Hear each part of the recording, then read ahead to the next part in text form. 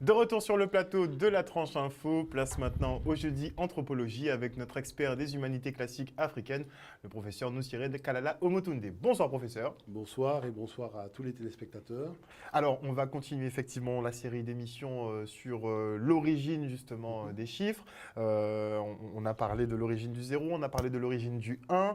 Là vous allez nous présenter un tout nouveau cours justement sur l'origine de l'écriture des chiffres. Ça va être très intéressant. Et avant de passer au cours du jour, je voulais vous demander, par rapport justement à ce second tour de l'élection présidentielle qui va avoir lieu ce dimanche, on sent qu'il y a beaucoup de changements dans les opinions. On voit sur les réseaux beaucoup d'afro-descendants, d'Arabes qui annoncent ouvertement qu'ils comptent voter pour Marine Le Pen. Ça laisse beaucoup de gens pantois quand même. Vous, qu'est-ce que vous en pensez de ça ? Je pense qu'il y a un problème que nous avons et que moi j'ai découvert en fait en allant faire mes études. Parce que c'est vrai que j'ai surtout fait j'ai été dans des instituts privés, communication marketing de Paris et autres, mais je me suis rapproché beaucoup des jeunes de l'université, qui était un univers aussi particulier, en fait atypique par rapport à l'univers que je connaissais, puisque le mien c'était plutôt les fils à papa des grandes sociétés, voilà. Et le but du jeu c'était de ne pas être coupé de sa base. Et c'est vrai que j'ai eu l'occasion quand même d'aller voir ce qui se fait au niveau de la jeunesse japonaise, la jeunesse chinoise, la jeunesse marocaine, de découvrir des jeunes. En fait, pour expliquer les choses très clairement et simplement, c'est que je voulais voir des jeunes qui ont le même âge que nous, comment ils fonctionnaient. Et donc, j'avais la chance d'être dans ces instituts où il y avait ces jeunes de ces origines-là. Et je me rappelle que la première année, quand je suis venu en vacances, j'ai réuni tous mes camarades de classe de Bainbridge.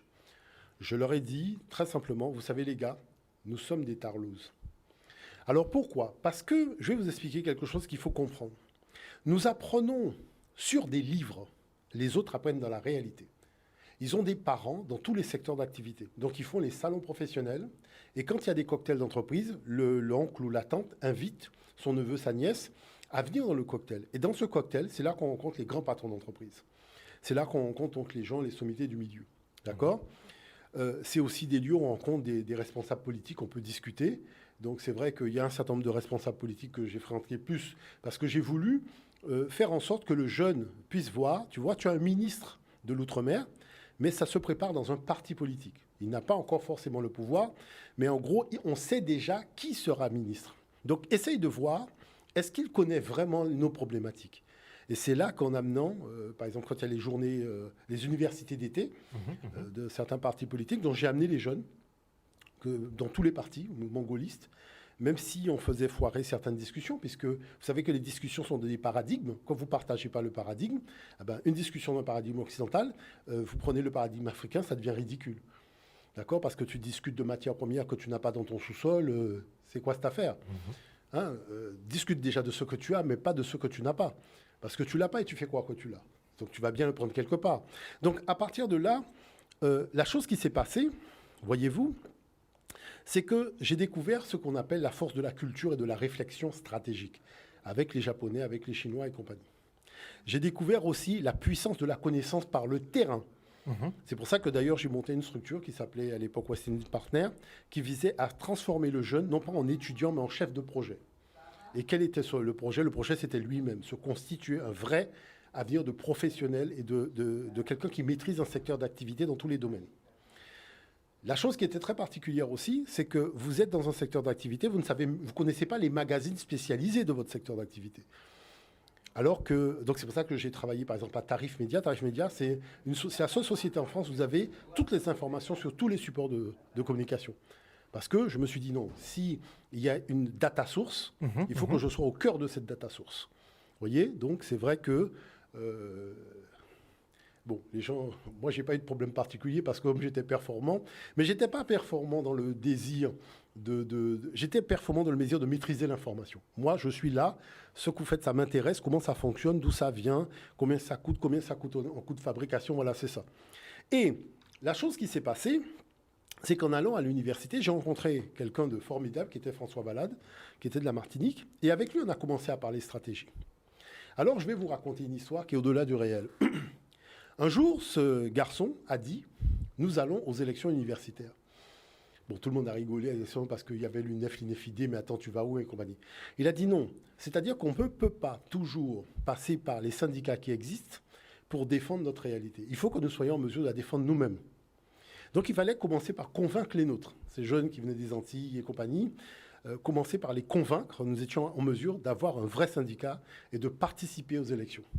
Donc nous avons participé aux élections et nous avons eu 3 élus. Donc pour nous, on n'était pas ridicule. On a eu 3 élus, c'était puissant. Sauf qu'un beau jour, quand je dis un beau jour, c'est plusieurs mois après, hein, la direction demande à nous rencontrer en nous disant que nous sommes les hommes forts de l'université et que pour assurer une certaine pérennité, on a besoin de négocier. Alors, de négocier quoi? De négocier notre pouvoir. Alors, si vous regardez François, de pouvoir, depuis quand on a du pouvoir? Et là, voilà qu'on rencontre les gens dans le privé et les gens nous disent qu'il y a des mots qui ne sont jamais employés quand on forme des noirs. Il y a des mots qu'on n'emploie pas. Le mot pouvoir, conquête, il y a des choses que... Il y a une listing de mots. Moi, je vous dis les choses telles qu'on nous a expliquées.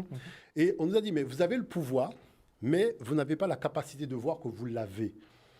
Parce que la relation que nous avons avec vous, c'est de subtiliser votre conscience de ce que c'est qu'avoir le pouvoir, en vous enlevant déjà la notion de responsabilité. Donc vous transférez toujours votre responsabilité sur les autres, parce que en fait, on a créé un complexe artificiel en vous vis-à-vis du pouvoir. Et donc on se sent obligé de déléguer. Oui, parce que quand tu as le pouvoir, tu as des responsabilités. Donc soit tu fuis le pouvoir, soit tu suis les responsabilités, mais tu dois assumer des engagements. D'accord? Donc il faut avoir une stratégie. Donc c'est toutes ces choses-là, c'est une fusée à plusieurs étages, et on te coupe du commandement de tous ces étages-là par le vocabulaire qu'on emploie dans le cadre de ta formation. D'accord? Donc il y a des subtilités qui fait que chacun comprend les choses midi à sa porte, comme on dit. Et donc là, il nous explique qu'avec 3 voix, nous sommes les maîtres. Alors on demande, mais on est les maîtres comment? Parce qu'il dit qu'il y a un syndicat qui a eu 9 élus, et il y en a un qui a eu 11 élus. Et il nous prend un document qu'il met sur une feuille de papier, pour contre, et dit, regardez, si les 9 votent pour moi et les 11 votent contre moi, bon ben j'ai perdu. Mais vous avez 3, 9 et 3, 12, j'ai gagné.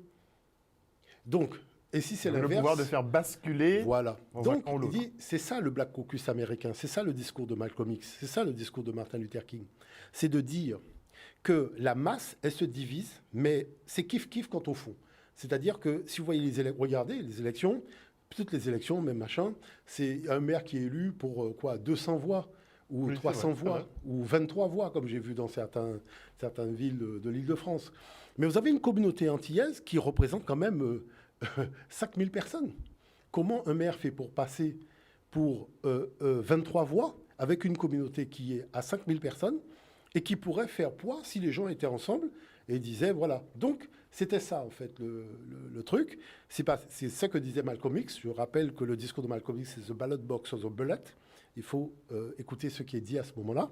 Parce qu'il dit que même le blanc le plus raciste du monde, quand il y a les élections, il t'aime. Tu vois, tu dis « embrasse-moi, mon gros orteil », il va te l'embrasser, il n'y a aucun problème, parce qu'il sait que s'il n'a pas ton pouvoir, il ne peut pas être au pouvoir. Donc, c'est là que tu découvres qu'en fait, tu es nigueux toute l'année, mais il y a un jour où tu n'es pas nigueux, c'est le jour du vote. Bon. Donc, à partir de ce moment-là, et vous pouvez demander aux Noirs américains, avec toute l'histoire de Clinton, on pourrait raconter beaucoup de choses. Donc, on se rend compte qu'on a un pouvoir. Et donc, on exige d'avoir un local, d'avoir des places de course, enfin, on exige un tas de trucs. Et on s'attend à une réponse, enfin, un conflit. Et le monsieur, il nous tend la main, il dit « Ok, pas de problème, demain on se voit, je mets tout ça par écrit, ça reste entre nous, et machin. » Et donc, effectivement, on a eu tout ça. Et donc, on a voté pour lui, mais on a eu beaucoup de choses en échange. On s'est dit, mince, ça fait plus d'1 an qu'on a un pouvoir, on ne se rendait même pas compte qu'on a un pouvoir. Et puis un beau jour, donc j'étais président, arrive une organisation d'Île-de-France qui dit, vous avez un pouvoir, quand vous avez 3, ça représente 1. Nous, on est à kiff-kiff, 22, 23. Si vous venez avec nous, ça fait 23, 23, on peut commencer à peser. Donc je négocie le pouvoir qu'on a, et on a encore plus de choses. Et c'est là que j'ai découvert que le pouvoir appelle le pouvoir. Donc c'est-à-dire que quoi? Ça veut dire que quand tu mets le doigt dans l'engrenage du pouvoir, quand tu commences à avoir même un pouvoir, tous ceux qui ont besoin d'avoir le pouvoir ont besoin de ton pouvoir pour pouvoir. Et là, tu peux négocier. Et après, il nous dit, mais vous saviez, si vous faisiez ça au niveau des villes, Et si vous faisiez ça même sur le plan national, mais il y a longtemps que vous seriez les arbitres d'un certain nombre de choses. Mais ça s'appelle la stratégie. Et vous êtes un peu le divertissement, le Six Avatar. Donc à partir de ce moment-là, on a découvert un univers, puisqu'on a commencé à creuser et compagnie, où dans l'Île-de-France, je vais rencontrer un élu, il ne veut pas me recevoir, je lui dis d'accord. Je vais voir nos responsables conseillers municipaux antillais-guyanais, je lui demande la liste des personnes inscrites sur la liste électorale, je retourne voir le maire avec la liste, il me reçoit. Donc j'ai découvert qu'il y avait une kryptonique, hein, d'accord, des bêtises, c'est-à-dire que voilà. Bon, après, il s'est passé des choses dans certaines villes, mais toujours est-il qu'à partir de là, c'est fait. Moi, ce que je trouve quand même très étrange dans notre façon de réfléchir, au lieu de discuter qui va voter pour la pomme ou qui va voter pour la mangue, c'est de voir que vous avez des Arméniens, vous avez des chasseurs. Personne n'a dit, le chasseur, il n'a pas encore dit pour qui il va voter, mais il sait. Parce qu'il a négocié son pouvoir. L'Arménien a négocié son pouvoir. Le Sikh a négocié son pouvoir. Moi, je vais vous dire une chose pour que vous sachiez les choses. J'ai été directeur de bureau de vote. D'accord? Donc tout ce qui est comptage des résultats, vous voyez les résultats, tout ça, je connais. Je peux vous donner la stratégie de chaque groupe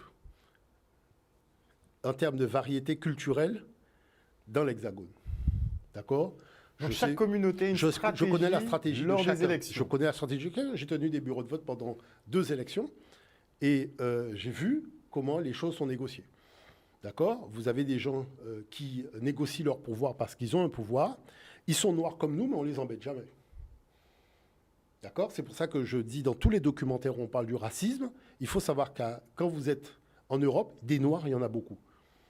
D'accord? Mais le racisme, c'est que le cheveu crépus. Parce que les autres cheveux, ils savent négocier leur pouvoir. D'accord? Donc, c'est soit vous passez votre temps à pleurer parce que vous considérez que vous êtes un mouchoir Kleenex, ou soit vous considérez qu'il faut constituer une dose de pouvoir pour que tous ceux qui veulent avoir le pouvoir puissent venir vers vous. Mais ce n'est pas de discuter si je vote pour la pierre ou si je vote pour le plastique. Il faut arrêter. On a passé l'âge de tout ça. Parce qu'en fait, en réalité, ce que Malcolm X te dit, c'est que tu as le pouvoir. Donc, pourquoi tu vas chercher à savoir si c'est la mangue qui passe ou la banane qui passe? Tu as le pouvoir. Tu as le pouvoir sur la mangue, tu as le pouvoir sur la banane. Donc, ce n'est plus des discussions que tu as. Et je vois qu'on est toujours au rez-de-chaussée. Parce que nous, on ne négocie pas finalement. On attend un résultat. Non, il n'y a pas de négociation. On est sur une autre planète. Ah. C'est-à-dire qu'on est carrément à côté du machin. Parce qu'il faut savoir que toute cette affaire-là, c'est de la diversion. Le but du jeu, c'est ceux qui aiment le spectacle, ils auront du spectacle. Parce qu'on va organiser le spectacle pour toi. Mais vous avez vu que les chasseurs, ils ne sont pas nombreux. Mais en attendant, ils font du lobbying quand même. Personne n'est arrivé à interdire la chasse. Et le gars, il te dit même qu'il protège l'environnement, il protège les animaux et qu'il soigne. Tu comprends ce que je veux te dire? Oui. Il faut comprendre ça. Et tous les lobbies, il y en a beaucoup. Hein. Il n'y a pas que la chasse et pêche et compagnie. Il y en a beaucoup. Et ça fonctionne. D'accord? Parce que les gars ont un mode opératoire de fonctionnement. Et je vais vous dire une chose. Il y a une époque où nous avions, avec une équipe, décidé d'inviter Obama à Paris. D'accord? Mais Obama n'était pas encore président. Quand on a contacté Obama, parce que c'est un ami noir américain qui m'a dit, voilà, je lui dis quelle personnalité qu'on peut inviter, qui peut faire mousser. Il nous a dit qu'il y a un petit jeune là, du Black Caucus là, qui s'appelle Obama. Ce serait bien que tu prennes des contacts avec lui, je te passe ses coordonnées, contacte-le, c'est un petit jeune, il est en train de monter, on ne sait pas où il ira, mais en tout cas, il va faire quelque chose sur le plan national. Quoi, on ne sait pas, peut-être qu'il sera ministre. Il ne le voyait pas encore vraiment président, mais au moins, quand il a donné son accord à la télévision, je ne vais jamais oublier ça sur TF1, il y a eu une interview d'Obama, il dit « Ah, mais je serai à Paris à la fin de l'année ». Donc il nous avait dit « Je vais vous répondre par les médias ». Donc quand j'ai vu l'émission, je dis « Hé !» Mais il nous a répondu. Donc je rappelle les gars, je dis, mais les gars, mais je regardais l'émission, je crois que c'était dans un 8-8, un truc comme ça. Obama est en train de dire qu'il vient à Paris. Enfin, mais c'est nous qui l'avons invité, donc il vient. Monsieur Sarkozy m'a appelé, le président du BNF m'a appelé, enfin, le maire de Paris m'a appelé, enfin, il fallait voir l'affaire. C'est-à-dire que tu as une dose de pouvoir, tout le monde est à tes pieds. Vous voyez, on venait passer même le château de Versailles, nous donner les bateaux mouches gratos, enfin, c'était la totale, hein, parce que c'est ça la réalité. La réalité, c'est que si tu marches avec du plastique, si tu es juste un agent de la consommation, et tu dis, ouais, j'ai une belle montre, mais c'est machin, je l'ai acheté, machin. Mais s'il y a une pièce dans la montre qui, si tu ne l'as pas fournie, la montre ne fonctionne pas, non, tu vas trouver que la relation avec le fabricant de la montre sera totalement différente. Même si c'est une pièce qui fait 2 microns, de diamètre. Mais sans cette pièce-là, la montre ne fonctionne pas. Je vous garantis qu'il n'y a plus d'histoire de thé noir, t'as les cheveux crépus, ou t'as le nez épaté, les lèvres épaisses. Ça n'existe pas. Parce que le gars, il sait que si t'as pas ta pièce, s'il n'a pas ta pièce, il ne peut pas vendre sa montre. Et c'est ça le discours de Malcolm X. Parce que tout ce qu'on raconte dans cette affaire-là, oui, machin, le discours de Martin Luther King, le discours de Malcolm X, ce discours-là, c'est the power. Tu comprends ça? Le pouvoir. Et vous verrez que la façon dont on présente les choses à la télévision, c'est oui, il a 24 Rolls-Royce, il a machin. Mais Snoop, j'ai eu l'occasion de... Snoop a des voitures. Est-ce que c'est lui-même qui a acheté les voitures? On lui donne des voitures.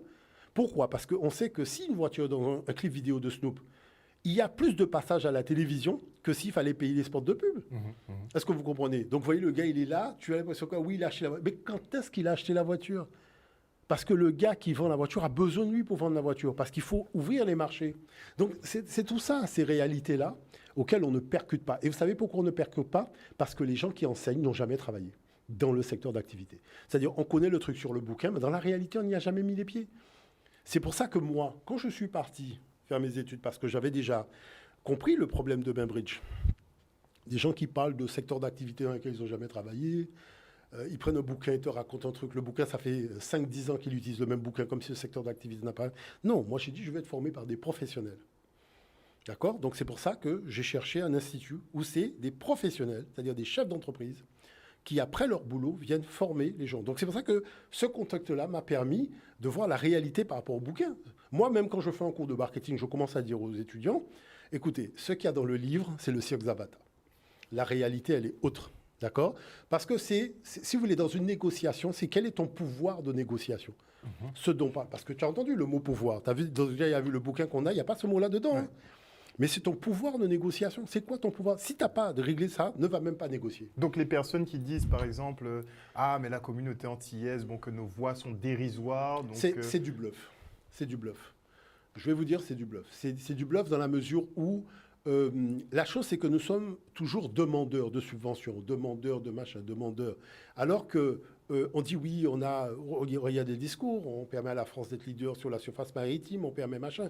Mais on est là, c'est notre surface maritime, on permet à la France. Et pourquoi ça ne nous permet pas à nous de mieux maîtriser cette affaire-là? Et quand un avion passe au-dessus de notre maritime là, qui est-ce qui empoche le pognon? Quand le bateau il passe, qui est-ce qui... Hein, le bateau il paye quand même pour passer dans nos eaux territoriales. Qui est-ce qui empoche le pognon? Ce pognon-là, il est où? Vous voyez ce que je veux dire par là? Donc, ça veut dire qu'il faut toujours se dire, voilà, il faut un pouvoir de négociation avant d'aller négocier. Tu n'as pas le pouvoir de négociation, ben, tu restes chez toi, tu réfléchis, tu organises une stratégie. Donc, moi, mon point de vue, voyez-vous, je ne dirai pas tout ce que j'ai vu, tout ce que j'ai entendu, parce que moi, j'ai fréquenté tous les milieux. J'ai aussi beaucoup, comme je dis, c'est vrai, j'ai beaucoup discuté avec Bernard Tapie parce que c'était un esprit atypique qui m'a montré aussi un certain nombre de choses super bérégovois, puisque c'est des gens qui n'ont pas été formés dans le sérail, même si j'ai fréquenté des gens formés dans le sérail. Parce que je vous dis que quand j'ai découvert que Gaston Monnerville avait été président du Sénat et qu'il s'était passé tout ce qui s'est passé quand De Gaulle a démissionné, qu'il devait être président et compagnie, et que le vieil Africain m'avait dit « il y avait un gars chez vous qui a eu un tel pouvoir, mais je ne te dirai pas le nom, va chercher », j'ai organisé un débat entre l'ENA et la famille de Gaston Monnerville pour qu'on explique à la communauté c'est quoi cette affaire? Comment ça se fait que le gars est président du Sénat et que quand tu veux te réunir au Sénat, tu n'as pas de salle Gaston Monnerville? Et il a été président du Sénat pendant 10 ans. Je veux bien qu'on me raconte des histoires de forfaiture, il a battu De Gaulle, tout ça et compagnie, mais il faut se fixer des limites.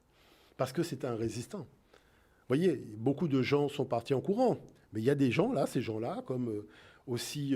Parce que vous voyez, par exemple, quand on prend Joséphine Baker, elle est rentrée au Panthéon. Vous imaginez que Joséphine Baker n'a jamais accepté de jouer devant les Allemands. Elle a pris le maquis, elle est rentrée dans la résistance et elle a beaucoup aidé la France dans les liens avec l'Amérique pour préparer le débarquement. Quand elle s'est retrouvée à la rue, vous savez qui est-ce qui l'a hébergée? Grace Kelly, Grace de Monaco. C'est-à-dire, elle est à la rue avec ses enfants parce qu'elle a plus de moyens pour payer. Une femme qui est décorée, qui a permis à la France de parler français, pas parler allemand, l'État ne peut pas lui organiser même un HLM machin. Elle est obligée de se retrouver SDF sur le rocher de Monaco. Et après, aujourd'hui, on veut la mettre au Panthéon. Non, je dis, écoutez, Hein, il faut quand même être un peu sérieux. Comment ça se fait qu'une dame, avec le... Parce que on vous raconte les autres comiques français ou chanteurs français, les Maurice Chevalier. Vous connaissez la polémique, la polémique. Parce que beaucoup ont joué devant les Allemands. Même si on essaye de nous faire prendre que, tu sais, un canard, ça peut être aussi une oie, mais c'est aussi une pintade. Parce que dans cette discussion-là, les gars sont tellement de mauvaise foi qu'ils te font passer une pintade pour un canard. Et si tu n'es pas vif, tu dis, ah, ben c'est vrai, finalement, il l'a fait bénévolement. C'est-à-dire, ce jour-là, il n'a pas été payé. Hein, donc, on ne peut pas dire qu'il a fait vraiment, puisqu'il n'a pas été payé, il était bénévole. Et on va où, là? Vous voyez ce que je veux dire par là? Donc, c'est de cela dont il faut parler, parce que on est toujours en train de regarder, je dirais, le verre selon la technique du moitié vide, alors qu'il est aussi à moitié plein. Si on changeait notre façon de voir les choses, on changerait de stratégie par rapport aux choses. Mais si on continue à voir le verre à moitié vide, bon, ben, c'est normal. On resterait une variable d'ajustement. C'est des discussions sur la variable que le verre à moitié vide, on entend vide, donc pour nous, tout est vide. Alors que l'autre voit bien que c'est plein. Et c'est pour ça qu'il a une stratégie relationnelle avec nous.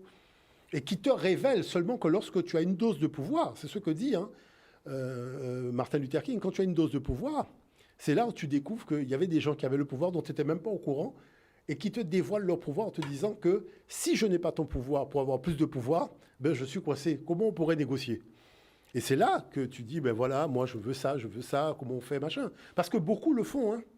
Moi, je ne vais pas donner de nom de communauté, mais il y a beaucoup de communautés qui ont des choses, qui sont noires comme nous, qui n'ont peut-être pas les mêmes cheveux à Paris, qui viennent d'autres régions, mais lorsque vous voyez ce qu'ils ont, et on n'entend jamais parler d'eux, vous voyez, et je dirais toujours une chose, il y a des Noirs qui ont un dieu à tête d'éléphant, personne ne leur a dit que c'était Satan. Hein. Et ils mettent la tête d'éléphant sur le trottoir devant le restaurant, tout le monde va manger dans le restaurant.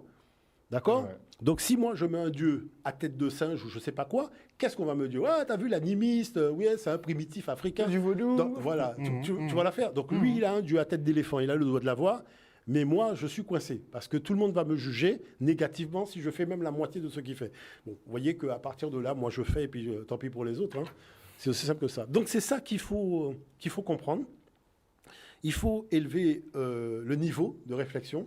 Et c'est pour ça que je remercie toujours François, qui, le fait d'avoir décidé de penser différemment, qui dirigeait à l'époque le syndicat, puisqu'on a géré un syndicat étudiant. C'est la première fois qu'il y avait un syndicat étudiant dans une université, ce qui m'a fait connaître M. Bangou quand il était maire ou des responsables en Martinique. On s'est revus, on est content de se voir, puisque à l'époque, je le rentrais dedans quand il n'y avait pas il y avait les bourses, il fallait payer les bourses, il fallait soutenir les étudiants, il y avait du retard dans le virement des bourses pour les étudiants, donc je montais au créneau, je tapais dedans, et donc l'argent était envoyé parce que voilà, donc on se connaît.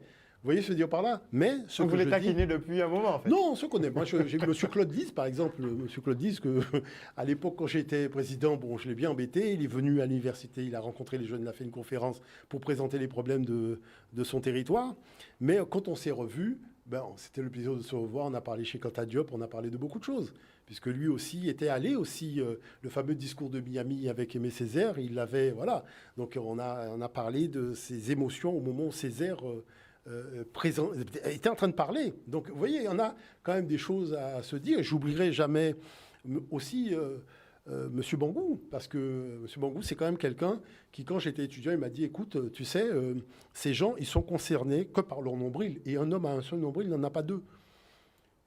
Donc, si tu penses qu'ils ont l'intention de gérer nos problèmes, n'oublie jamais qu'ils ont un seul nombril, ils n'ont pas deux. Donc, si tu veux gérer tes problèmes, nous, on a organisé les choses à notre niveau. Et c'est là que, effectivement, il avait, comme en Martinique, ils ont coupé le cordon ombilical avec l'Hexagone, ils ont montré leur propre parti parce qu'ils estimaient que les problématiques locales n'étaient pas prises en considération. Et vous avez vu avec le problème de la vaccination, tout ça, c'est pas pris en considération. On dit, oui, j'ai parlé au nom de tout le monde. Mais tout le monde n'a pas la même réalité.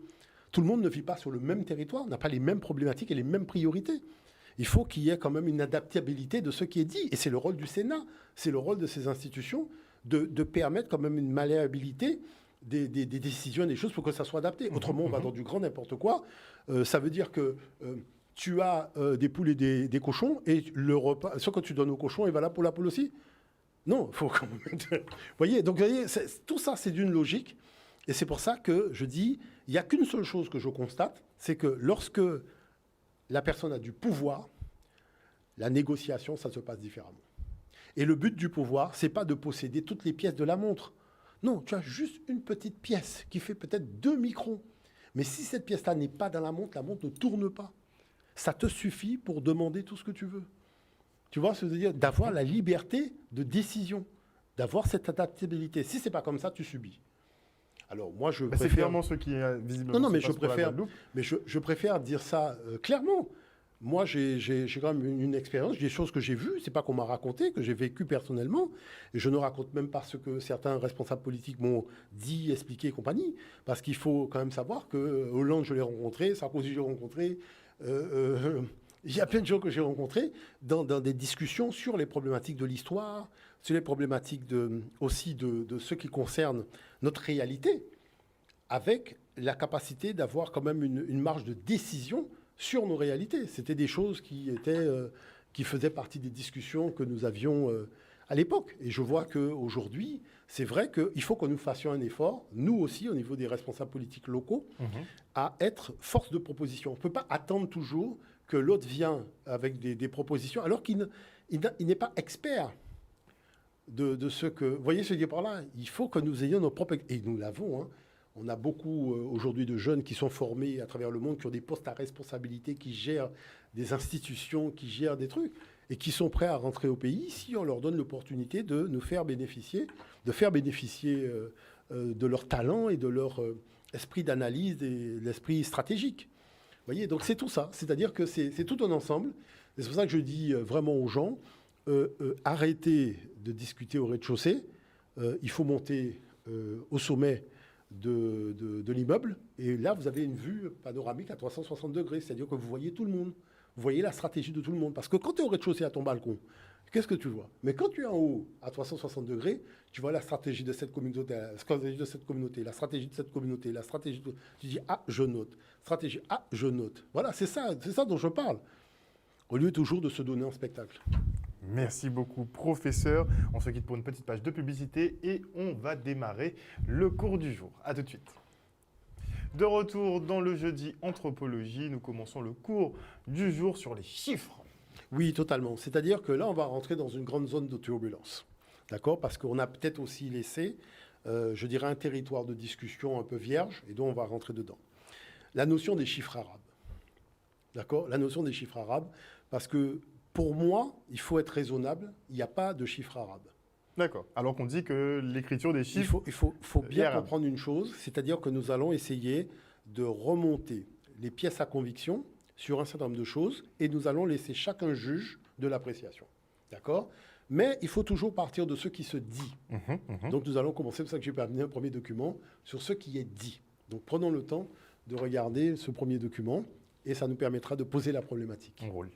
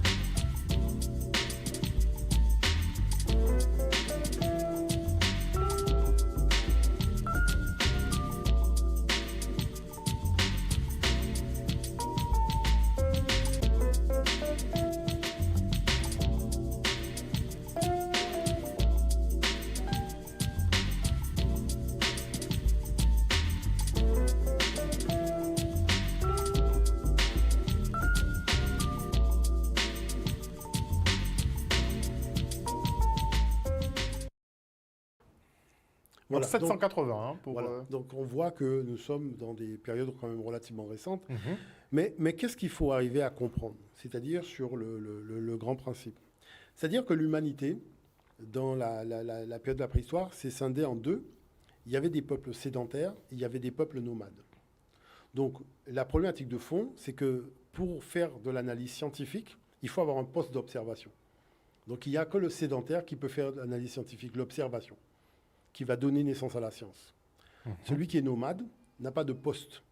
D'accord? Donc, ça pose une réalité. Mais, aujourd'hui, on a une OPA qui a été réalisée par tous les nomades, d'accord? Donc, c'est-à-dire les Européens et les Sémites, c'est-à-dire Juifs et Arabes, qui sont des gens qui sont allés partout, dans toutes les civilisations, en tant que nomades. D'accord? Je ne vais pas revenir sur un certain nombre d'historiens qui vous disent que, voilà, nous allons dans les annales de tel peuple, nous allons dans les annales de tel peuple, tel autre peuple, pour retrouver des matériaux nous concernant, pour commencer à inventorier notre historicité. D'accord? Donc, vous voyez que ça veut bien dire que vous aviez des gens qui sont... Donc, c'est ça que j'appelle la stratégie du papillon. Il a été boutonné sur différentes fleurs, a pris des éléments. Et quand il s'est constitué un quartier général, donc en l'occurrence, par exemple, à Bagdad, donc il a commencé à synthétiser tout ce qu'il avait pris à gauche et à droite. D'accord? Sur ce qu'il a pris à gauche et à droite, il va après en Europe et dit, voilà un système de numérotation. La seule chose qu'il faut admettre, c'est que l'arabe était quand même un minimum honnête en disant que j'ai pris ça en Inde. Parce qu'aujourd'hui, l'Européen, quand il va en Indonésie aborder l'histoire de la médecine, il ne dit pas que les Grecs ont été en Afrique découvrir un bistouri. Il te fait croire qu'il est le père du bistouri et le père du stéthoscope. Clairement. D'accord? Voilà. Donc ça, c'est une marque de fabrique. Quand tu as ça, c'est que tu es avec un occidental, c'est une marque de fabrique. D'accord? Bon. Il n'y a pas de mensonge à géométrie 1. À temps partiel, c'est le mensonge à temps plein. Bon. Non, il faut dire les choses clairement, parce que c'est soit on arrête de raconter des sornettes aux gens, parce que moi, quand je voyage dans un pays, tu vois bien comment la personne perçoit l'histoire du monde, dans laquelle tu dis, mais attends, mais à quel moment on t'a dit que des gens sont sortis de l'extérieur pour construire des pyramides en Afrique? Et pourquoi ils n'ont pas construit les pyramides chez eux alors? Donc voilà quel niveau de débat qu'on est. Bon. Mais toujours est-il que, vous voyez comment l'histoire elle est racontée, c'est très étrange. Elle est racontée, donc ça part de l'Inde, ça passe au-dessus de l'Afrique, vous voyez, ça arrive en Europe par l'intermédiaire des Arabes. Et puis finalement, le truc est tellement bien fait que tu te dis, ouais, bof, pourquoi pas. Ça passe. Sauf que lorsque tu commences à te dire, non mais attends, ça paraît trop beau pour être vrai. D'accord? Parce que je vais vous dire une chose. Si vous voulez faire un gâteau, il faut des ingrédients. D'accord? Bon. Si un nomade a fait un gâteau avec tous les ingrédients qu'il faut, c'est qu'il y a un sédentaire qui maîtrisait la pâtisserie qui lui a transmis cette affaire-là.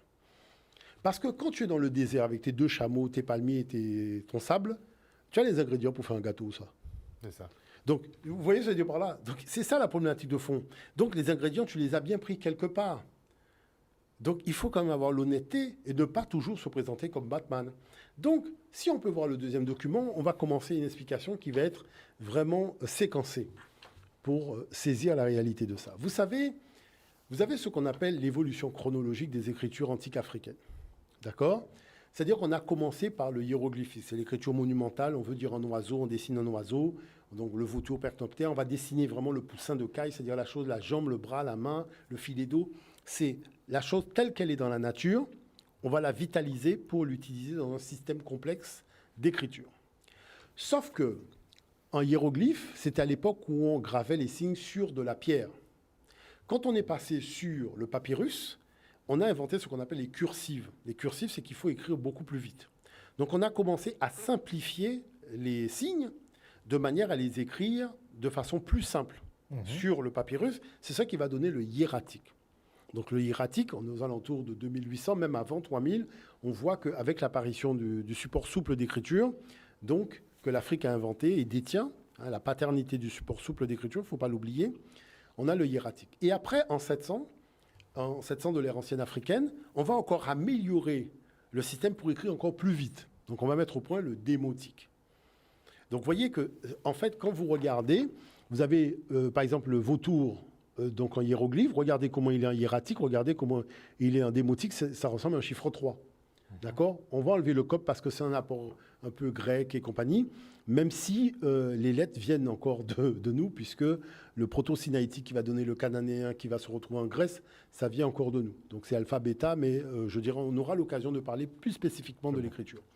Donc, Le deuxième tableau, c'est la même chose. On a toujours l'écriture en hiéroglyphe, première colonne, après le hiératique, après le démotique. Donc on voit comment les signes évoluent et on les stylise. Bon. Si on peut voir le document suivant, vous allez comprendre quelque chose, parce qu'il y a beaucoup de choses qui sont fausses dans ce que je vois ou que je lis sur la problématique des mathématiques de l'Afrique. Vous voyez que l'écriture des chiffres va suivre la même évolution chronologique. Au départ, on a le hiéroglyphique. Donc, on écrit sur donc, vous allez dans les temples, vous voyez cette écriture hiéroglyphique avec les symboles, les graphies hiéroglyphiques. Mais quand on va commencer à utiliser le hiératique, on va simplifier la graphie du chiffre. Et en démotique, on va faire la même chose. Et vous avez le méroïtique qui était au niveau du Soudan. Donc, vous voyez que, par exemple, si vous prenez la corde enroulée qui vaut pour 100, regardez comment on va la faire en hiératique, on va la faire en démotique. Vous voyez? Et en méroïtique. Donc, vous voyez que lorsque, par exemple, je vais revenir là-dessus, mais je veux expliquer quand même aux professeurs de mathématiques qui ont des élèves et qui leur racontent des histoires du Père Noël. Lorsqu'on vous dit que le système égyptien avait une problématique, c'est que pour écrire le chiffre 300, il fallait répéter 3 fois le chiffre 100, ce n'est valable que lorsque vous êtes en hiéroglyphe. Dès que vous êtes en hiératique, en démotique, c'est faux. Donc, il faut être clair là-dessus. D'accord? Regardez, même en méroïtique, c'est faux. On n'a pas répété 3 fois le même signe. Enfin, vous le voyez. Donc, la question, c'est pourquoi on dit aux élèves et aux étudiants que le système africain avait une limite. Si on veut dire 600, il faut représenter 6 fois le même signe, alors que ce n'est valable que pour une variante d'écriture qui est le hiéroglyphique. C'est faux pour le hiératique, c'est faux pour le démotique. Donc, ça veut dire que là, la personne ment. Je vous le dis très clairement, elle ment. D'accord? Bon. Donc, vous voyez que l'évolution de la notification des valeurs mathématiques suit l'évolution de l'écriture. Bon. Si on peut voir le document suivant, puisque c'est important de pouvoir le... Voilà. Donc, vous voyez, ici, on a les chiffres africains, d'accord, écrits en hiératique, d'accord, Egyptian Hieratic Numerals. Donc, vous voyez qu'au fur et à mesure qu'on monte dans les chiffres les plus importants, on ne répète pas plusieurs fois le même chiffre. On a une symbolique et on va notifier si c'est 200, c'est 700, voilà. Vous voyez, regardez comment on écrit 700. Vous voyez le 3 avec la grande boucle. On n'a pas répété 7 fois ce signe-là. Est-ce que vous voyez ce que je veux dire par là? Donc, qui fait que ce qui n'est pas dit, c'est que l'évolution de l'écriture suit la même logique. D'accord? Bon. Maintenant, je vais regarder, vous avez 1328 en bas. D'accord?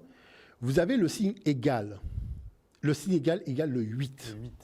Vous voyez? Donc, ça veut dire que si vous prenez le premier signe qui est 1000, regardez 1000, donc vous avez la présentation, donc le début du signe avec le 1000, qui est l'espèce de 2 retourné là que vous avez.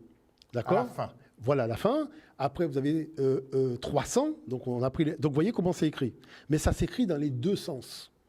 C'est-à-dire de la gauche vers la droite et de la droite vers la gauche. C'est ça la particularité de l'écriture hiéroglyphique. C'est-à-dire ça s'écrit dans pratiquement tous les sens, sauf de bas vers le haut. Bon.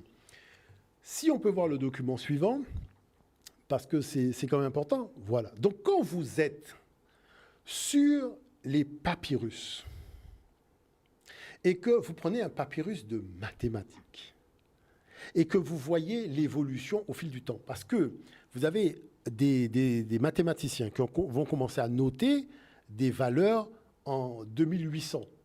Et après, il y en a qui continuent en 2000, en 1500, donc 1500 de l'ère ancienne africaine, 1400, puisque le démotique arrive en 700 de l'ère ancienne africaine.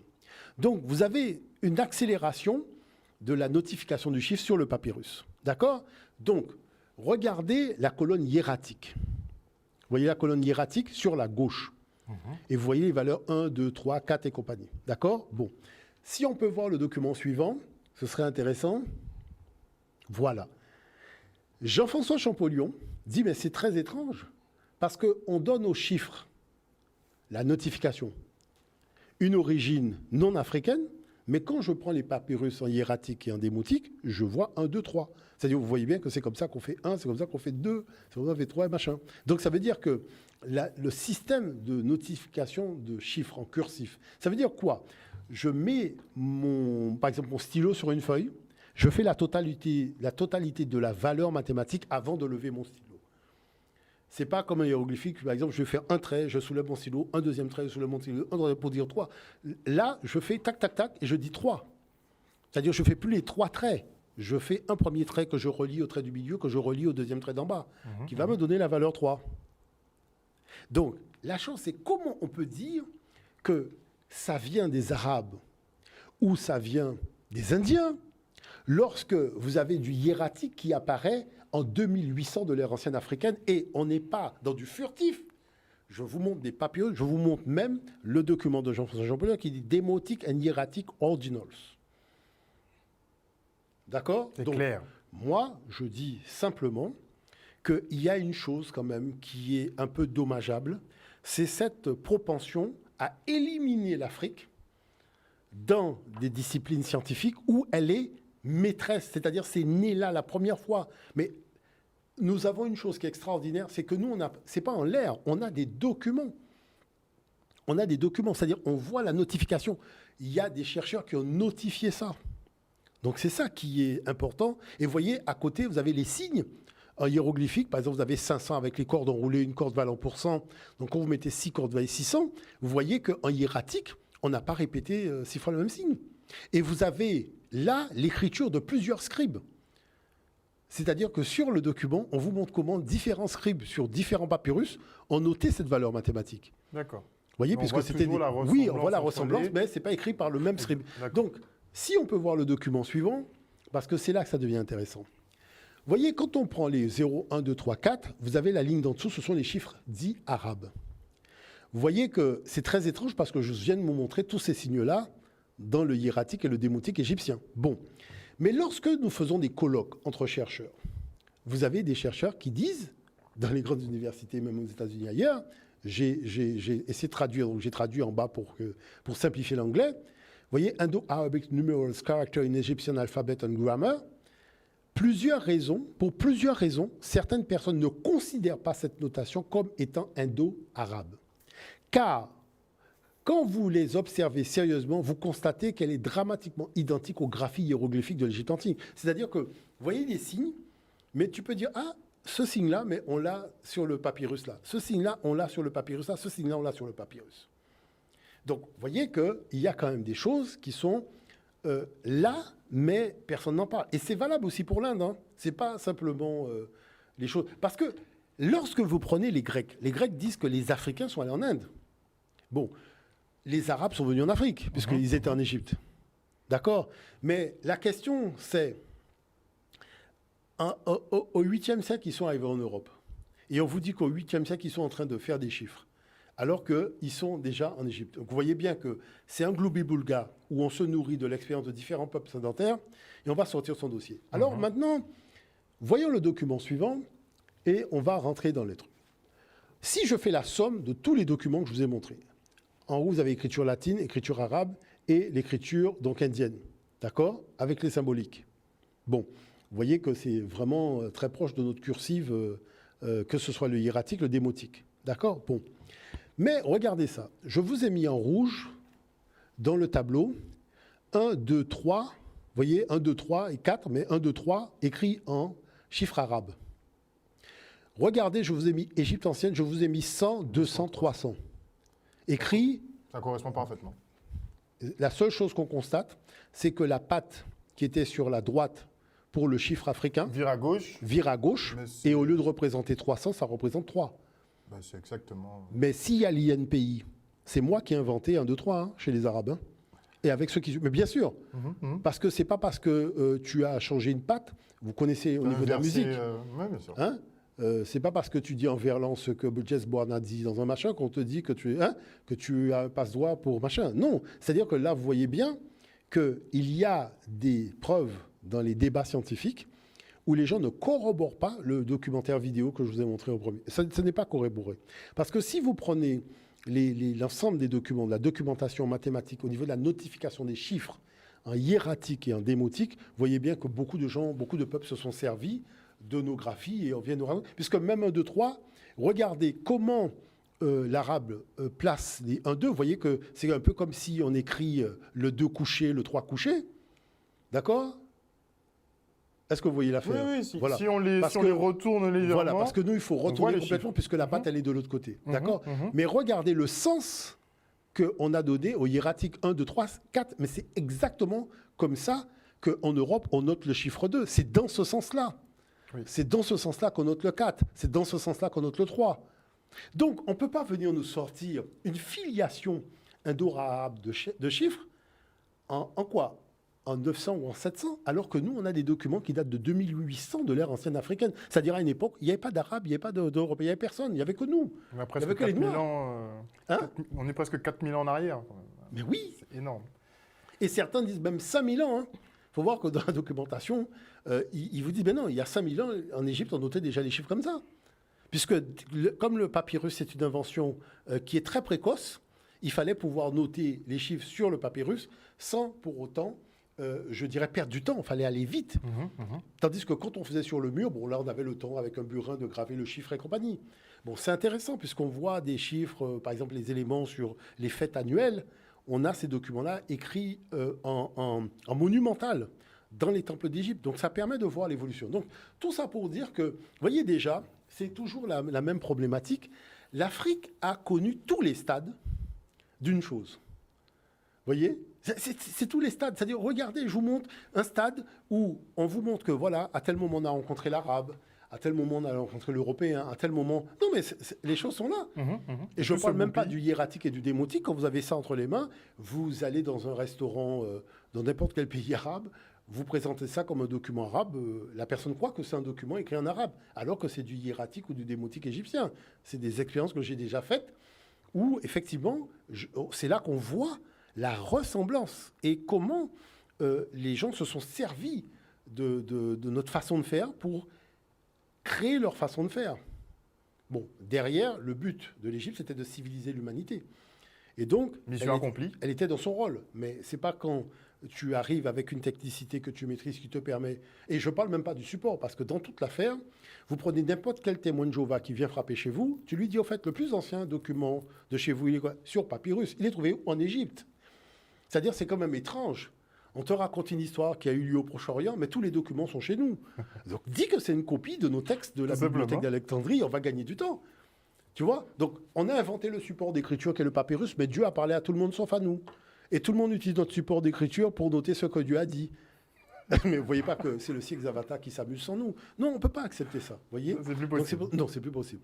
Donc, c'est pour ça qu'il faut clarifier les choses et comprendre un certain nombre de choses. Donc, ça, c'est un point qui est important. L'autre chose sur laquelle je voulais insister, c'est que normalement, nos enfants, devraient exceller en mathématiques, mais pas dans les mathématiques d'un tel ou d'un tel. Il y a différentes façons de faire les mathématiques, et les mathématiques, ça se commence par des mathématiques sans chiffres. Donc, M. Wilbrook, que j'ai invité lors du colloque, M. Rouen-Eglache, que j'ai eu l'occasion d'avoir aussi, et il ne faut pas oublier Patson, qui était venu une fois ici, on s'en rappelle. Ils disent qu'il y avait des systèmes de notification, et je crois qu'il y a même une dame qui avait posté un message sur une de nos émissions, et qui disait qu'effectivement, ma mère, quand elle avait vu le truc de Patson, faisait des notifications de ses ventes, alors à l'aide, vous savez, des fois même on prend un bout de charbon et on dessine les choses, et tu comprends rien, mais elle te dit, aujourd'hui, j'ai vendu tant. Donc, ce qu'il y a, c'est que ces systèmes-là, pourquoi moi je les adore? Je les adore parce que c'est des choses qu'on peut faire très facilement à la plage avec un enfant, en prenant juste un bout de bois et on fait les signes par terre, ou avec un bout de charbon, et on va prendre même un bout de carton. Enfin, il faut décomplexer les mathématiques. Le but du vœu, c'est d'avoir compris le schéma du calcul. Donc, si on peut voir le premier document avec un frère qui est Olivier, mais c'est vrai que c'est intéressant de voir comment nos ancêtres avaient les bases de calcul, parce qu'aujourd'hui, on vous dit, oui, mais c'est des trucs qu'on retrouve aussi en Asie et compagnie. Mais l'Asiatique, il est venu d'où? Il n'était pas africain. Le commerce, on ne le faisait pas avec les Asiatiques. Si on n'était pas d'accord sur un système de calcul, on commerçait comment?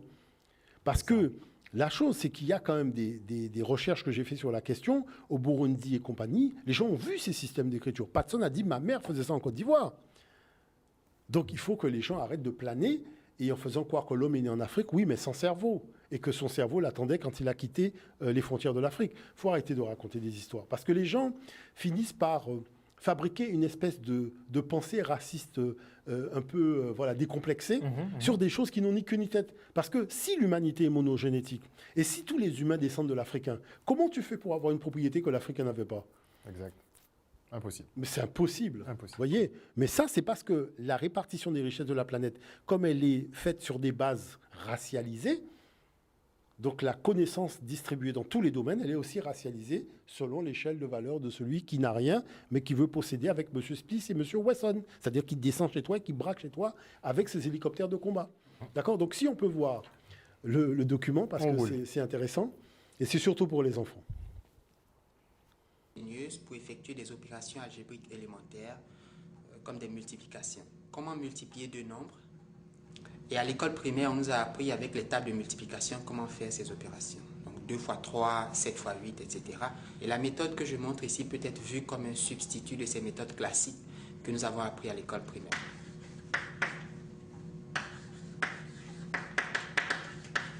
Comment multiplier? Supposons que je veuille effectuer la multiplication de 21 par 13. Que vaut 21 fois 13? Eh bien, par la méthode habituelle, je pose l'opération 21 fois 13. Je fais 3 fois 1, ça fait 3. 3 fois 2, ça fait 6. 1 fois 1, ça fait 1. 1 fois 2, ça fait 2. Et je fais la somme. 3 plus 0, ça fait 3. 6 plus 1, ça fait 7. Et 0 plus 2, ça fait 2. Donc, 21 fois 13 égale 273. Et ça, c'est la méthode classique qui nous donne le résultat. Je vais maintenant montrer une méthode pour effectuer le même calcul. Et voici la méthode. Je vais représenter le chiffre 2 par deux lignes. 1, 2. Donc, je représente le chiffre 2 par deux lignes. Je représente le chiffre 1 par une ligne. Je vais ensuite représenter le chiffre 1 pour le nombre 13 par une ligne. Et puis représenter le chiffre 3 du nombre 13 par trois lignes. 1, 2 et 3. Et la prochaine étape consiste à dénombrer le nombre de points d'intersection de ces lignes. On va dénombrer le nombre, on va compter le nombre de points d'intersection de ces lignes. Alors il y en a ici 1, 2, 1, 2, 3, 4, 5, 6, et puis 1, 1, 2. Et pour faire le dénombrement, le comptage, la comptabilité, je vais regrouper les points d'intersection par diagonale. Je vais regrouper les points d'intersection par diagonale. Qu'est-ce que ça veut dire? Alors vous avez ici une diagonale, et puis ici une diagonale. Donc 1, 2, 3. Ça fait 3 diagonales. Je les regroupe, les points d'intersection, par diagonale. Vous avez ici une diagonale, ici une autre diagonale, et puis ici une diagonale. Je compte pour la première diagonale le nombre de points d'intersection. J'ai 1, 2, j'écris 2. Pour la deuxième diagonale, j'ai 1, 2, 3, 4, 5, 6, 7. Je marque 7. Et pour la troisième diagonale, j'ai 1, 2, 3. J'écris 3. Et 21 fois 13 égale 273. 21 fois 13 égale 273. Je marque 21 fois 13 égale 273, ce qui est compatible avec le résultat trouvé par la méthode classique. Donc je reprends la méthode. Je vais effectuer 21 par 13. Je trace deux traits ou deux lignes pour le chiffre 2 du nombre 21. 1, 2. Je représente le chiffre 1 de ce même nombre par une ligne. 1. Vous voyez que j'ai laissé un espace entre 2 et 1. Et puis je passe au deuxième nombre, dont le premier chiffre est 1. Je trace une ligne dans le sens opposé. Ici, j'ai fait comme ça. Et puis pour le deuxième nombre, je fais comme ça. Et puis le deuxième chiffre du nombre 13 est 3. Donc je trace 1, 2, 3. Et je m'occupe des points d'intersection par diagonale. Je les regroupe par diagonale. Donc une diagonale, deux diagonales, trois diagonales. Et je compte le nombre de points d'intersection. J'ai 2, 7, 3. Donc 21 fois 13 égale 273. Et j'ai trouvé le résultat de cette opération. Alors voyons un calcul un peu plus complexe. Et donc ça fonctionne même avec des calculs beaucoup plus complexes. Oui, même des chiffres après la virgule. Voilà, il y a un certain nombre de choses qui sont faites. Bon, il y a plein de méthodes de calcul comme ça, je dirais, dans notre tradition. Mais c'est important de savoir que j'ai quand même des documents. On a fait un magazine, Papyrus d'Amès, où les chercheurs ont dit qu'ils ont vu ces méthodes-là quand ils faisaient leur quête anthropologique dans certaines nations et certains pays africains. Mais c'est surtout les témoignages de ces jeunes, parce que je dédie effectivement l'émission un peu à cette jeune fille qui disait « Ma grand-mère comptait, je ne comprenais rien. Je voyais des traits qu'elle faisait, mais elle me donne le résultat, mais je n'avais pas compris la logique. Il faut savoir que la logique, c'est ça. Patson en a parlé parce que sa mère utilisait le doigt. Elle faisait les traits et après, elle effaçait rapidement sur le sol, rapidement pour faire les calculs. C'est-à-dire que les femmes, il faut bien comprendre que dans toute cette affaire, il faut savoir que lorsqu'on a sorti les hommes et les femmes d'Afrique à l'époque des razzias négrières, on a bien vu qu'ils maîtrisaient des systèmes de mathématiques. Il ne faut pas oublier que les plus grands mathématiciens de l'époque étaient africains. Hein, ça, il ne faut pas l'oublier, puisque c'est dans le Wouzou. Hein, c'est eux qui faisaient les calculs. C'est eux qui faisaient les calculs. Et là, les Occidentaux se sont dit, mais mince, il y a des systèmes de... Parce que ces Noirs-là n'ont pas été à l'école en Occident, ni en Amérique, ni sur les plantations ailleurs. Donc, ils ont dit, donc ça veut dire qu'il y a en Afrique des systèmes de calcul beaucoup plus performants que le système qu'on a hérité des Indiens et des Arabes. Et que c'est resté en suspens. Mais quand est venu l'intérêt pour la technologie, ce qu'on appelle l'ordinateur, l'informatique et compagnie, c'est là que les gens se sont dit nos mathématiques posent un problème parce que l'algorithme de la division n'est pas l'algorithme de l'addition, qui n'est pas l'algorithme de la multiplication. Si l'ordinateur, c'est une programmation et qu'il faut programmer chaque calcul, on ne s'en sort pas. Tandis que l'Afrique a un seul algorithme, elle fait tous les calculs, l'addition, la division, tout ça. Donc à partir de là, c'est pour ça que l'Afrique l'a emporté. Et la chose, c'est que moi, je vous dis, hein, à l'école polytechnique, il y a un document qui est remis aux étudiants pour leur dire clairement, d'ailleurs, le professeur Adjamabo, je vous montrerai quand il le dit, puisque c'est en allant le voir que j'avais découvert ce document, et qui disait, il faut aux enseignants de ne pas oublier de dire à l'élite de la nation que tous les systèmes de calcul viennent du continent africain, toutes les machines, mais c'est écrit, hein. C'est-à-dire, il ne faut pas croire que je suis en train d'inventer. Le professeur a le document, il le lit. Moi, j'ai vu le document. Et c'est là que j'ai découvert que la technologie moderne, c'est-à-dire le téléphone portable que vous utilisez, la télévision numérique, tout ça, le système à l'intérieur, l'algorithme est africain. Après, on en a parlé avec Ron Eglache, on en a parlé avec M. Hilbrook, et M. Hilbrook a dit, mais lorsqu'on apprend le langage Pascal, mais ça vient de l'Afrique. Il l'a écrit. Tout ça, c'est des choses qu'on n'est pas en train de dire c'est du furtif. Les gens ont écrit ça. Donc, qui fait qu'avec un enfant, par exemple, qui a 5 ans, on peut faire des codes binaires, on peut faire des codes barres avec le gamin, en passant par les mathématiques africaines. C'est ce que Héroux, qui était mathématicien, a toujours dit. Donc, vraiment, je dirais là-dessus, on a des matériaux, parce que, vous savez, je veux rendre hommage aussi à un monsieur que j'ai eu l'occasion de découvrir quand je suis parti faire mes études, c'est Asa Hilliard III. Asa Hilliard III, c'est un Africain-Américain qui travaille dans les grandes universités, un département d'études africaines, et qui disait que si vous prenez un Noir aujourd'hui, il pense que les matériaux pédagogiques et scientifiques dont il dispose dans sa culture ne sont pas aussi performants que ceux qu'on lui présente de l'Europe et de l'Amérique blanche. Et pourtant, les sources de ces algorithmes et compagnie de l'Amérique blanche viennent du continent africain. Donc c'est un problème d'information. Et il faut régler ce problème-là pour donner aux Noirs, aux enfants noirs, la confiance en eux. Parce que si on leur donne cette confiance en eux depuis tout petit, eh ben, on arrivera à un meilleur résultat quand ils seront grands, c'est-à-dire cette capacité de comprendre que les hommes ont tous le même potentiel, le même génie. La seule chose, c'est que c'est vrai, il y a une source de ce génie qui est un génie africain. Pourquoi ? Parce que c'est là où il a eu plus le temps. C'est parce qu'il était sédentaire, il n'était pas nomade, il ne se déplaçait pas tout le temps. C'est là où il a eu le temps d'observer les étoiles, d'observer le soleil, d'observer la crue, d'observer le fleuve, d'observer les animaux, comment ils grandissent, comment tout ça. Il a tellement observé qu'il s'est constitué une base de données d'information. Parce que la science vient avant tout de l'observation. C'est l'observation. Et celui qui se passionne pour la botanique va observer les fleurs, l'autre qui se passionne pour les animaux va observer combien de lapins sortent, et puis on va découvrir les nombres BI, machin, qu'on va appeler Fibonacci. Mais Fibonacci a été où ? Il est en Égypte. C'est sûr et certain. Voilà. Alors, pour terminer, je dirais que un jour, je discutais avec un prof de maths qui était donc d'ascendance arabe. Hein. Enfin, c'était un monsieur qui venait du Proche-Orient. Je lui dis, mais par exemple, quand vous racontez l'histoire du zéro, toutes ces choses-là, c'est quoi le récit de l'invention chez vous ? Et il me dit, ah ben, en fait, il y a un mathématicien arabe qui était en Égypte et il a regardé le niveau du Nil. J'ai dit, bon, ok, c'est bon. C'est pas la peine d'aller plus loin, on a déjà compris. Parce que là, on est en train de parler du nilomètre. C'est-à-dire le nilomètre d'Atsouan, c'est cette graduation qui vous permet d'avoir le flot normal, le flot au-dessus, le flot au-dessus. Donc quand le flot est normal, c'est considéré comme la ligne 0. Vous voyez? Donc cette ligne 0, qui était le Néférou, qui existe au niveau de la Seine. C'est-à-dire la Seine aujourd'hui, pour connaître le niveau de la Seine, quand la Seine déborde ou quand un machin, il y a la même graduation que vous aviez en Égypte. Et vous retrouvez ça partout. Vous voyez? Mais la chose, elle est là. Vous la voyez quand vous êtes à Paris, vous la voyez en Angleterre. Mais on ne va pas faire le lien avec l'Afrique. Et pourtant, l'Afrique, c'est elle qui a inventé le système de graduation qui permet de savoir quel est le niveau de l'eau d'un fleuve. Puisque vous savez que ce sont des villes qui sont des deux rives d'un fleuve. Ben, il faut connaître quand même. Clairement. Il faut avoir la maîtrise. Il faut avoir une certaine maîtrise. Et l'Afrique, c'était la même chose. Le fleuve passait au milieu, c'est le Nil.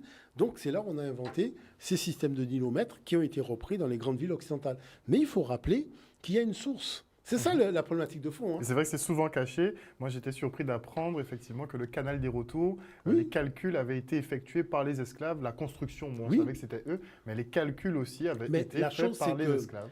Vous savez que les grands empires africains, il y avait plein de canaux qui faisaient, depuis l'Égypte, pour faire en sorte que l'eau du fleuve puisse irriguer aussi les champs et qu'on puisse se déplacer plus facilement avec les barques. Vous voyez, quand on voit les Asiatiques qui font des champs sur l'eau, ils se déplacent en barque pour gagner du temps, mais c'est des choses que nous avions fait à l'époque du roi Gadou, de l'Empire mandé. Les souverains faisaient déjà ça. Donc on avait déjà cette technique pour apprendre à creuser. On se dit même qu'ils avaient besoin de cette technicité-là, finalement, que les esclavagistes avaient besoin de cette technicité-là. C'est-à-dire que, mais même en Martinique, il y a eu aussi des choses qui ont été faites qui fait que c'est une histoire dont on ne parle pas, puisqu'on veut faire croire qu'on a fait venir des gens sans cerveau. Mais la réalité alors qu'ils avaient la connaissance. C'est eux qui avaient la connaissance. Un jour, je vais vous raconter une chose. J'étais aux États-Unis et je leur demandais, mais c'est vrai que les Européens, enfin les Américains, blancs, ils ont repris à leur compte beaucoup de choses. Et il y a beaucoup de choses qui nous paraissent bizarres parce que si vous prenez le rodéo, le gars, il vient, par exemple, il saute sur un bœuf ou il va sauter sur un cheval et il va faire le rodéo. Mais tout ça, c'est très étrange parce que ces gens-là ne s'occupaient pas des animaux. Et c'est là qu'on m'a dit non, tout ça, c'est fake news. En fait, en réalité, il y avait les Noirs qui s'occupaient du cheptel, des animaux. Il y avait effectivement, un jour, il y a un taureau qui est sorti. Et le taureau est passé devant la barrière. Et lui, qu'est-ce qu'il a fait? Il a sauté sur le dos du taureau. Et en tenant le corde, il a commencé à... Voilà. Et en fait, en voyant ça, comme il est resté, le truc du taureau, c'est de là qu'est venu... Voilà. Il m'a dit, c'est de là... Et il y a des documents là-dessus. Mais plus on creuse, professeur, plus on se rend compte. C'est de là qu'est venue l'affaire du rodéo. Mais quand on raconte l'histoire du rodéo, on ne vous dit pas que déjà, les Blancs ne s'occupaient pas spécialement des animaux. On occulte toujours le noir de l'histoire. Mais c'est comme Mickey Mouse. Vous voyez, qui a donné à Walt Disney toutes ces histoires? Ce sont les Noirs qui se racontaient ces histoires-là, notamment le long du fleuve Mississippi, le Mississippi avec les petites guitares. Il y avait ces histoires où on se racontait l'histoire des animaux, comme on fait compère Zampa, compère Lapin, compère Zamba, ici. Donc, à partir de là, cette histoire-là, ils ont commencé à écouter ça et à se dire, tiens, voilà, quelque chose qui peut servir les intérêts des jeunes générations. Et Mickey Mouse est passé à Walt Disney. Mais c'est quand même des choses qui concernent la communauté noire américaine. Plus on creuse, plus on voit que tout, effectivement, provient des afrodescendants. Je dis aux gens souvent les expressions qu'on utilise, le rap, la danse, enfin quasiment tout ce qu'on fait. Oui, mais c'est-à-dire que nous, on a des documents. C'est-à-dire qu'on ne parle pas en l'air, on a quand même des documents. Clairement, c'est scientifiquement. Voilà, vous allez dans un musée, vous allez voir les choses. Voilà, c'est ça. Et puis la nouvelle génération aussi occidentale, elle n'est pas aussi de mauvaise foi que l'ancienne génération. Effectivement. Moi, je vois les archéologues français commencent à sortir beaucoup de choses sur les mégalithes. C'est pas nous qui avons construit, c'était déjà là avant qu'on arrive. Stonehenge. Ils sont plus honnêtes. Après, ils ont l'obligation, effectivement. Ça, par contre, entre le moment où tu es simple employé et le moment où tu es directeur de département, le discours, il est à géométrie variable aussi. Ça, on l'a bien vu pour certaines personnes dont on taira le nom. Merci beaucoup, en tout cas, professeur, pour le cours du jour. On se retrouve la semaine prochaine pour la suite. Poursuivre cette investigation, notamment les exercices de maths pour enfants. Très bien. Voilà. Merci encore, professeur. Chers téléspectateurs, on espère que vous avez passé un bon moment en notre compagnie. J'ai regardé un petit peu les commentaires. Effectivement, on en apprend toujours avec le professeur Omodonde tous les jeudis. Et c'est vrai que ça fait du bien. Une bonne soirée à vous Bisous, bisous tout le monde. On se retrouve la semaine prochaine pour un nouveau jeudi anthropologie.